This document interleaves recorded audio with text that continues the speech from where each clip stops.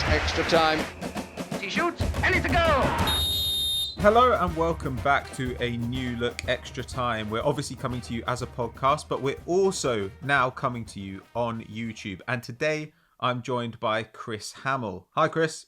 Hello, mate. Are we going to pretend to be in a good mood and not that it's just taken 45 minutes to set this up? It'll be fine. It'll be fine. Let's do it. I'm good to go. So today we're going to bring you some football chat. We found a way to do that. But this week's episode is brought to you by Harry's. Now, as you probably already know, they're a subscription shaving service and we've got a very special deal for you. If you go to harrys.com/extra, you can get a trial set from them for £3.95. That includes a razor handle, a 5-blade cartridge, foaming shave gel, and a travel cover for your razor. Now, obviously, Harry's are kind of known for giving you high quality at a lower price. And for me, I've certainly found the product is of an extremely high quality. I often find that, I don't know, I was going to say supermarket razors, but the razors that you get in like packs of the high street. 50. Yeah, they've got like 100 blades, but they feel really cheap and plasticky despite being really expensive. And I don't know, Chris, it looks kind of like you are attempting to grow a little musketeer beard. You know full well I can't grow a full beard, okay? There's a little bit happening. Yeah, I mean, I always get the tash, don't I? You're right, it's very sort of ye olde. What sort of schedule do you go through? How often do you shave? Because I'm about 2 or 3 times a week. I don't shave that often. It kind of depends. Though what I do is top up my my cheeks and my neck relatively often because those are the areas that get out of control. And I've actually found that Harry's razor is really, really good there. With the foaming shave gel, I get a pretty smooth glide. It's a really close shave without kind of making the skin all raised and red and angry looking. And so, yeah, I would highly recommend it, especially seeing as it's a way to get new razor blades delivered to you at the moment without having to leave your house. You can subscribe to Harry's while doing social distancing, which is pretty good. 2 birds, 1 stone. How are you feeling? Just to move on from this, how are you feeling about the prospect of Lauren potentially cutting your hair at some stage? Absolutely mortified. That will not be happening under any circumstances. See, a few of my friends have shaved their heads. There's that little bit of intrigue as to what I'd look like with no hair, but I suspect it'd be horrifying. Yeah, I mean, it's not a curiosity I have, to be honest. I feel like if you were to shave your head, maybe you'd just lose all your powers. Though now I think I'm not sure what powers I mean. Editing, I guess, mostly editing. Like we've just highlighted, I can't grow facial hair, which I feel is a prerequisite if you want to shave your head. Like you need hair north or south. If I lose any Sure. on the bonds, I'll just look like an egg that's, I don't know, been like it's covered in PVA glue and then rolled over the carpet. Yeah, just rolled around on the floor of a barber's. Just picking up dust, yeah. Yeah. Well, anyway, thanks very much for sponsoring this week's episode, Harry's. And if you'd like to claim your trial set from them for just £3.95, then head to harrys.com/extra. You obviously, as I said, get a razor handle, a 5-blade cartridge, foaming shave gel, and that travel cover. So thanks very much to Harry's. But today's episode, we're going to do some football would you rather. Now, obviously, the season has been curtailed or temporarily postponed, but it looks like plans for the summer transfer window are going ahead apace. So I have got some would you rather transfers for Europe's top clubs to ask Chris to see who he'd take and why. And Chris, just to you ready? clarify, I haven't seen these or heard about them. So I'm looking forward to it. You are shifting around. Look, with this zip up sort of jacket and this hat, you look like just local drug dealer. Like, big time. Very neat, but local drug dealer.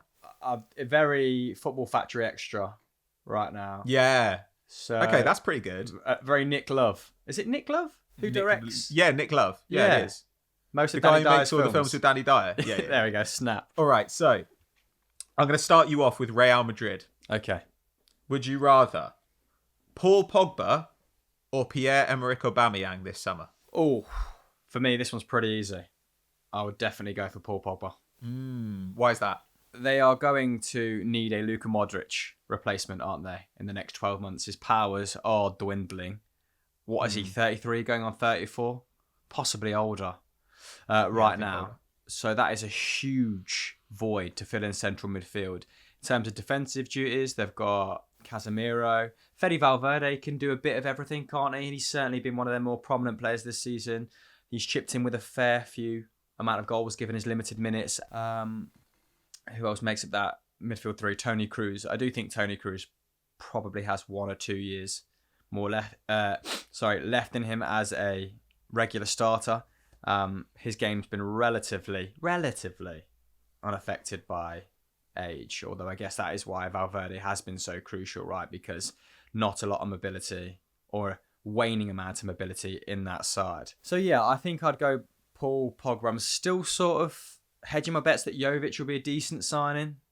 Not got an awful lot of minutes under Zidane and has been offered a few ways out of the club, hasn't he, that he's not taken. So fair play to him so far. But with Vinicius Jr., Rodrigo, Hazard coming back, I just don't think they're going to be short of goals. Sure, without Cristiano Ronaldo, their average goals per 90, might have dropped from 3 to below 2. But that just means they're winning most matches by a 1-2 goal margin and completely flattening sides. I certainly think Oba would score an awful lot of goals in that team, and it would be an upgrade on what they currently have. But maybe only for 1 or 2 years, whereas Pogba an upgrade for potentially 6, 7. Yeah. I mean, personally, I don't think I'd sign either of these guys for Real Madrid. It was a trick question. But if you were going to sign one, it would have to be Pogba, I think. Though I guess it depends what the money's like. Like, there are rumours that Arsenal would sell Aubameyang for about 50 mil. I think that's good money. I think he can... well, for whom? I mean, like, he can probably... With a year left on his contract, it's not bad for Arsenal. And I think for anybody else, it's okay. Like, I actually don't think he'll age that badly because his movement in the box is very, very good. Like, even if his pace drops, he's still going to be pretty quick. Like, he's got a lot going for him. But, yeah, it would just feel like a bit of a strange move when you've got Luka Jovic on the books. If I was going to move Jovic on, I'd be much more inclined to go for a young striker like Timo Werner. Especially for the same sort of money, right? Yeah, exactly. I mean, Pogba would be great for Real Madrid, don't get me wrong. I'm just not sure that it's... I think he's going to cost a lot more than somebody who could probably maybe not be individually as good, but make the team as good. Yeah. So that's my only reservation there. But let's move on to the next one. Barcelona. Neymar or Lautaro Martinez? The romantic inside me wants to say Neymar. I won one last season of the MSN. Although, is that better left in the memory? Do we want to see a severely inferior version of that holy trident? Lautaro Martinez makes more sense, but I'm not sure how appealing a prospect Barcelona are right now. For players on the peripheries of the first team or players who necessarily wouldn't be guaranteed first team minutes. Mm-hmm. So Neymar would go back because he knows he's going to be played right, whereas Martinez maybe would have one eye on the Coutinho, Dembele, even Griezmann to an extent, situation. And maybe he would think the club is a bit of a mess at the moment. Will Setien still be there in 12 months? Maybe I'm better off where I am for the time being, which feels a little bit odd saying out loud because obviously pre-Conte Inter were a bit of a, not a state, but they certainly weren't in any danger of bridging that gap between, finishing in the Champions League places and finishing as champions. Whereas Conte, I think, will do that in the next year or so. So yeah, Neymar walks back into the first team. On a personal level, I don't think he would have any reservations. Whereas if I was Martinez, I would just think you've ruined 2 or 3 really hot prospects, or not even hot prospects, established stars in the last 2 years because of your lack of joined up thinking. Do I go? Personally, I would probably go for Martinez because he's going to be half the money, half the wages, probably less than half. But I think, out of those 2 players, Neymar would probably more readily return. Does that answer the question? Kind of. I mean, I think Lautaro would go. Like, But I do understand what you're saying. Like there'd be a little bit of trepidation. But I don't know really, because like if they'd just gone and got like a really great winger last year instead of buying Antoine Griezmann, then I feel like this would be much more straightforward. I'd say straight away Martinez, and I still am going to say Martinez, but it feels like they're trying to find a way to move on from Ousmane Dembele. They spent far too much on Griezmann. I still think that they're going to try and play Suarez when he's fit. So maybe the best thing to do to upgrade the team is just to get a top quality left winger. It's a really difficult one, but I mean, from just a sensible future planning point of view, I think I say Martinez, because then I look at the side and I'm like, okay, we've got a really good core of players like to face the future, and I think Barca's fallen behind Real Madrid a little bit there in recent years. So yeah, that would make me feel a lot more confident about them being competitive in 2 to 3 years' time. Yeah, which means they'll sign Neymar, right? Yeah, it definitely means they'll sign Neymar. Yeah. I mean, obviously, if they could get him, Mbappe would be great. I think Mbappe would probably be perfect because he could actually play off the wing and then go to centre forward and solve all the problems. So he's of the calibre where he just replaces Suarez, right? Yeah, exactly. So should we move on to a slightly more a tastier one? Oh yeah, Man United. The other one, the other option, whatever you're about to say. Grealish or Harry Kane? Oh wow, that is good. You know what? It feels totally inconceivable that I wouldn't say Harry Kane, but now Marcus Rashford is playing so well at 9. Do you upset that apple cart? And they could definitely use Grealish. Midfield is probably much more pressing than centre forwards, especially as they need a specialist right winger, right? Not so much a striker. Oh God, I'm gonna go Grealish. I knew you'd go Grealish. What about you? I probably wouldn't go for either. You've got to stop not answering your own questions.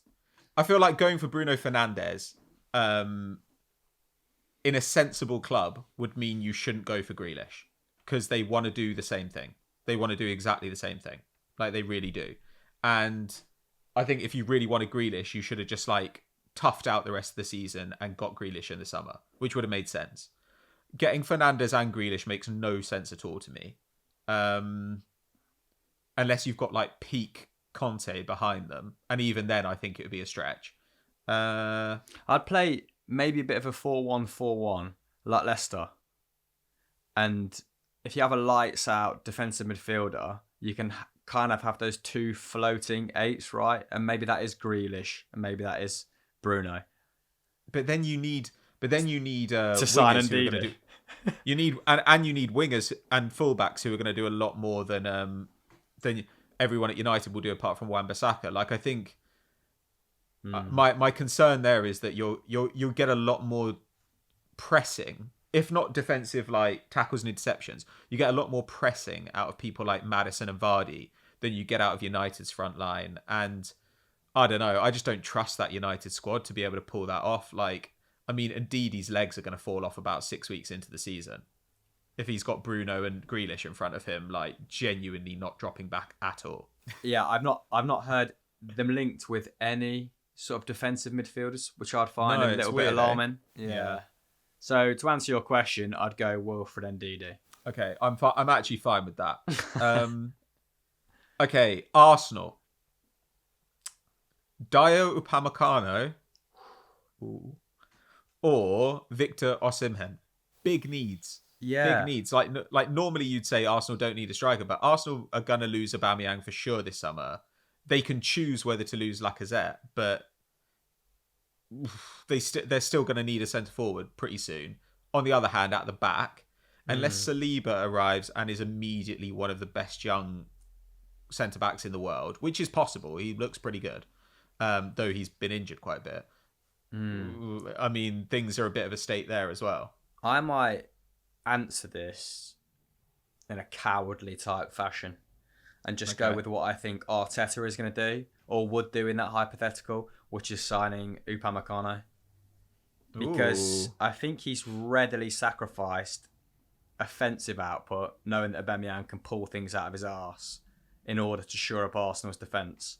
And I think if you offered him someone like Upamecano, he would probably back himself to then go and get another 10-20% out of the midfield or attack or front five, however you want to phrase it, knowing that the defence is miles better with him in it. I think that's sensible. I mean, like he's definitely improved the defense a lot. Like Arsenal are now conceding a goal a game. I think they're down to about 10 and a half shots conceded per game from about 16 over the first half of the season. And they have also had a couple of red cards in a relatively small number of matches under Arteta. Which is why I think we saw a couple of games where the shots looked kind of a bit more like they did under Emery. But there's definitely been an improvement there. On the other hand, the attack has gone into a hole in the ground. And to be honest with you, like, again, it's one of those things, isn't it? The reason I didn't give you a number 10 here is because I thought, yeah, you'll just pick the number 10, like, obviously. Because that, I think, a number 10 who can also press and defend a bit, to me, solves a lot of Arsenal's problems. Maybe someone like James Maddison. Interesting. Right, let's move on to Chelsea. Cool. Jadon Sancho or, and this is quite a fun rumour, Achraf Hakimi. Ooh, fighter. That apparently Chelsea are in discussions with Real Madrid for Hakimi. Obviously would go straight and probably playing as a left back, but could clearly play right back as well. I mean, that is his normal position. Can play right winger too. You'd imagine they're signing him for left back, right? Because Reece James has become one of Lampard's key players. Yeah, you've got to assume so. But I mean, if he was going to sign, he'd have to sign knowing that he was going to be a left back, and you have to wonder how happy he'd be with that as an idea. Coming in, and his options are already being limited. Which, on the other hand, I don't think that Chelsea needs Sancho that much. Like, don't get me wrong. If you can get Sancho, you do. But I think that they've already signed Ziyech. They've obviously got Pulisic and Hudson-Odoi, who've both been... Hudson-Odoi's been pretty good this season. Pulisic's been amazing when he's played. Abraham obviously looks like he's got centre-forward wrapped up. So, yes, would it be good to have Sancho? Obviously. But if you get Ziyech because Ziyech's always going to be on the ball. He's going to be your chief creator. And so it seems to... So I actually think... I don't know if I really believe the rumours about Sancho that much. Just because I think they wouldn't have gone and got Ziyech if they thought they could get Sancho. They don't quite stack up as much as Sancho to Manchester United, which we've kind of talked about to death. But still, it looks like such an obvious fit, doesn't it? Especially with, I can't remember quite who from Dortmund's hierarchy coming out and saying the coronavirus isn't going to make Jadon Sancho any cheaper. His fee will be fixed at this price. And this was amidst further, more advanced interest from Manchester United, apparently.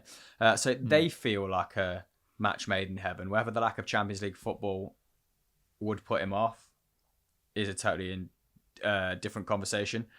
I think Hakimi would be great for Chelsea. I would probably opt, in terms of what the squad needs, replacing Marcos Alonso is paramount, isn't it, to shoring up that defence? So yeah, in a weird, distorted world, Hakimi is probably more needed in that side, but I would still take Jadon Sancho if you said you're guaranteed one of these two players. Okay. Liverpool, Timo Werner or Raheem Sterling? Oh wow. Liverpool, Raheem Sterling, but doesn't he want to operate in the same area as Sadio Mane? So it's a question for you to answer. I would probably go for Timo Werner. Yes, I just think that as much as people have subscribed to the cult of Bobby Firmino, that we're going to see a notable drop off in the next couple of years, and then his ability to facilitate other attackers, his ability as an enabler, won't buy him as much time or patience when it comes to his output, still being below 15, 12, 10 goals in the league. Timo Werner could just step in for any one of those boys across the front line as well. And I think they've got width sewn up. I know that Raheem Sterling is more so an inverted winger now, like most wingers. But less pressing in that side with Robertson down that left-hand side, Trent down the right. Like to have an outstanding winger, I guess is what I'm trying to say. Agreed. My last one was about Juventus, but I've realised I don't care. What do you think of the rumours linking Coutinho to Leicester? Well, Jesus. What I did not think we'll be exploring this scenario. Okay, so I imagine this only happens in a world where James Maddison moves on and Leicester's wage structure changes dramatically. I think Vardy's the highest paid player, right? Probably in the region of 120 to 150. I think he's on 150, and then Kasper Schmeichel's on about 140. That dude from Schmeichel's agent, really good. I know, right? Oh wow, that would certainly be. I feel like that would be quite a symbolic signing, more so than his output necessarily justifying the wages and the transfer fee. Right? I think if you had a player like Coutinho at Leicester, that would represent them coming on as a club, rightly or wrongly, because obviously perception's a very powerful thing in the world of football. Would that make it easier to then get another couple of players in? Yeah,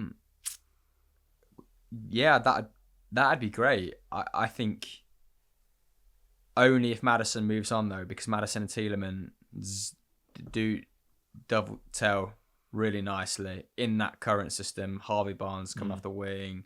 I think there's probably a bit of a space on the right hand side. Don't think Perez has quite got that sewn down in the manner that probably have hoped. Or would that money then detract from them finding a Vardy replacement? Mate, if spending 120 million on Coutinho meant that they had no more money to sign a centre forward, I don't think I'd do it. Ooh. Yeah, I wouldn't do it either. I think they could just spend the money better. I really do. Where would you spend? How would you spend 100 mil on that Leicester team?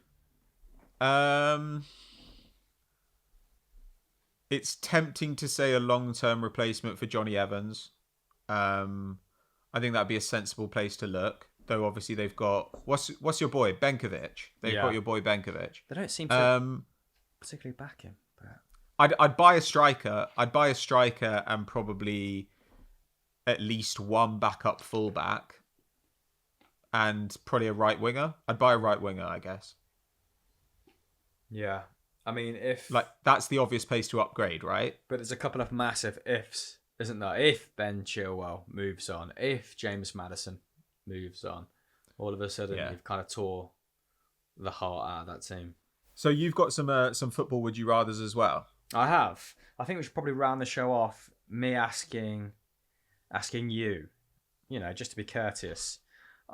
Cool. Would you rather win a treble or go a season unbeaten? What's the treble? The domestic treble.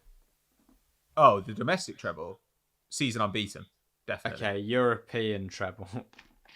Okay, so what, like the FA Cup, the League, and the Champions League? Yeah. Oh, it's difficult. Do you want that gold Premier League?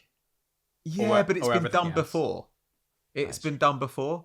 Like if it were the first time, maybe. But on the other hand, like at the end of your career, you've definitely won the league. You've definitely won the Champions League. Like no one can say anything to you about your club achievements. For me, this is easy. You say what, Invincibles? No.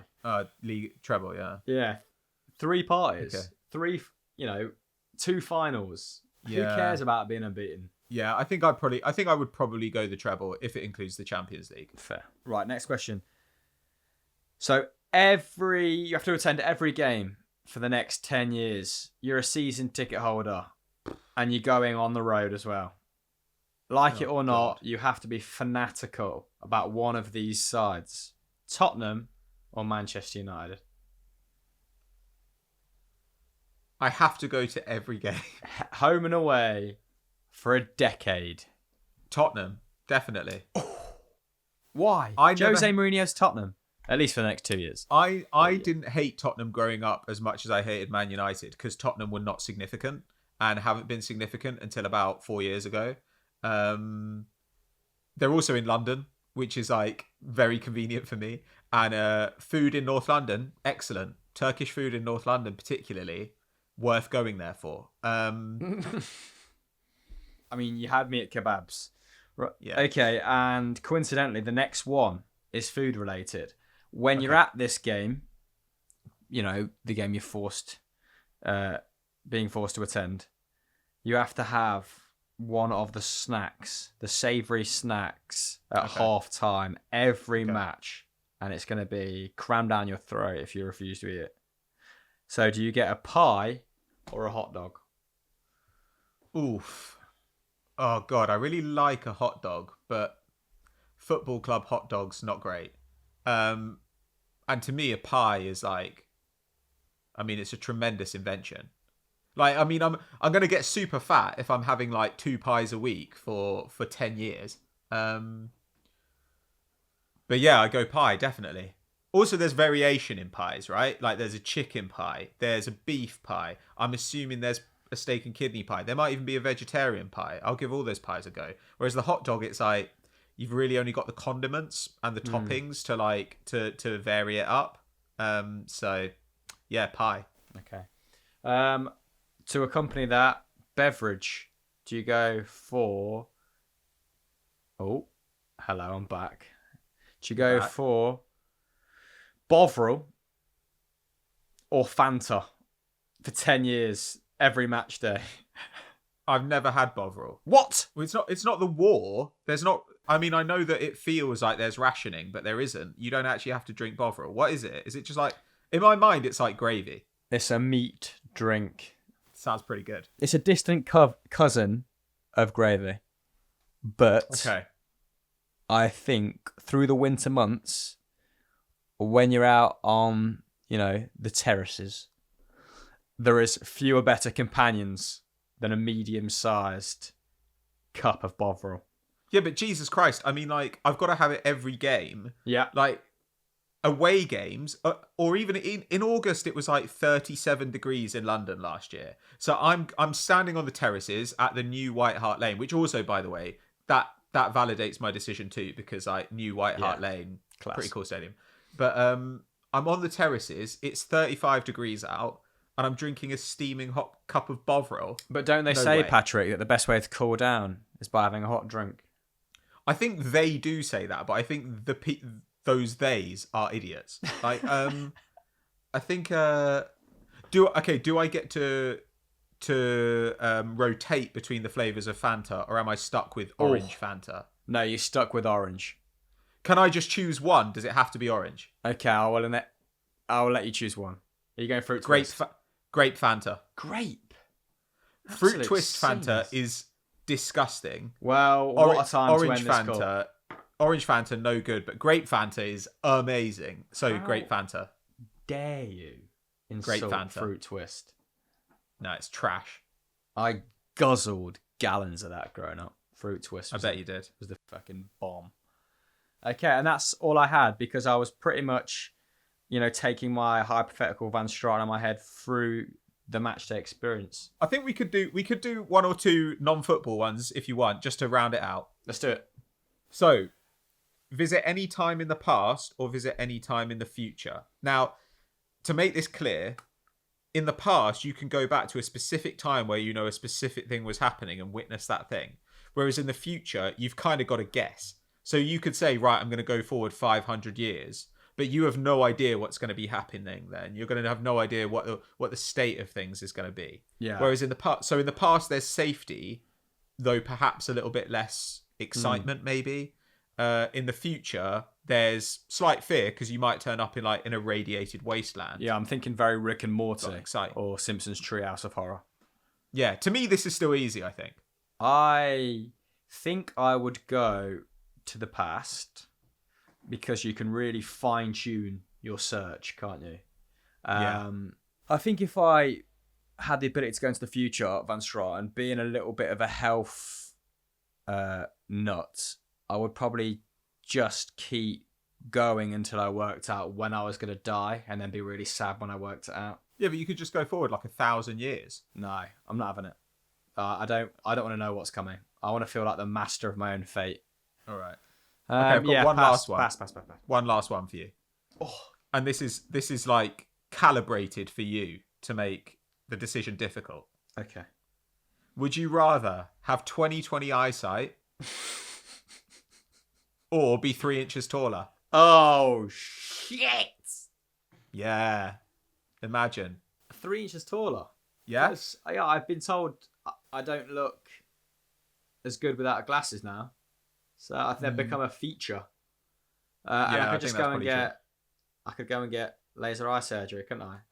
Like, I could be a different person now. I went a little bit bog-eyed then. What's going on?